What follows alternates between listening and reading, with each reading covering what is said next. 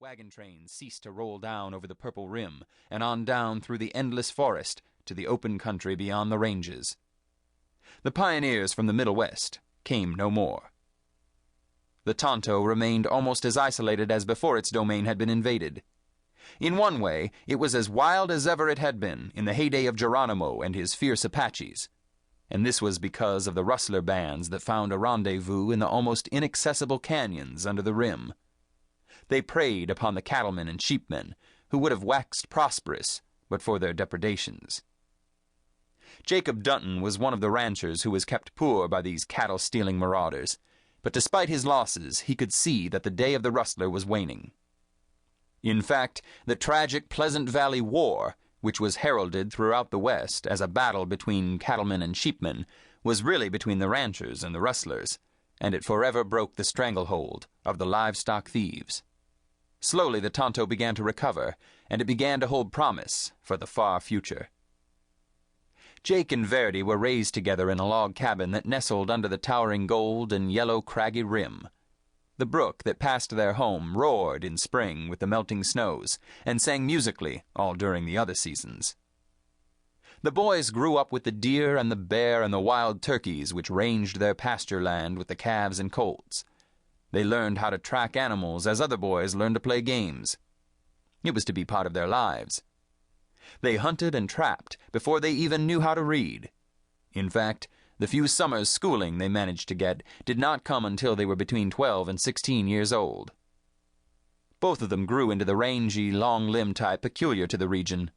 The Tonto type was a composite of rider and hunter, woodchopper and calf-brander, with perhaps more of the backwoods stamp than that of the range.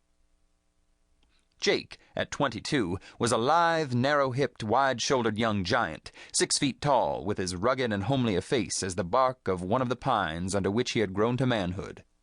He had a mat of coarse hair, beetling brows, a huge nose, and a wide mouth. But his eyes, if closely looked into, made up for his other possible defects. They were clear gray, intent and piercing, even beautiful in their latent light. Verde, at 23, was a couple of inches shorter than Jake, a little heavier, yet of the same supple, lithe build, fair and curly-haired, ruddy-cheeked, with eyes of flashing blue, handsome as a young woodland god. And these two, from the day of their strange meeting at Lost Boy Ford to the years of their manhood, had been inseparable. No real blood brothers could have been closer.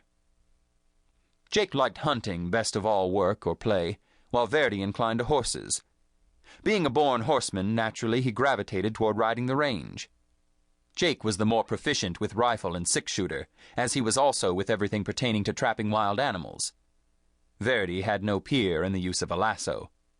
He could rope and throw and tie a steer in record time. Jake's father called Verde the champion bulldogger of the Tonto.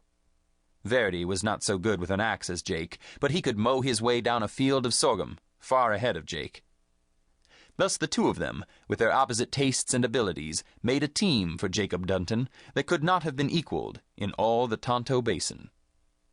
Long ago, Dunton had abandoned any hope of ever learning Verde's parentage. In fact, he did not want to. Verde was as his own son, and Verde had all but forgotten the mystery behind his boyhood. The Duntons had no other children, and the great herd of cattle they hoped to amass someday would belong equally to Jake and Verde. In spring, after the roundup, which was a long and arduous task, owing to the wild timberland and rough canyons where the cattle ranged, there would be the plowing and the planting, the clearing of more land, the building of fences.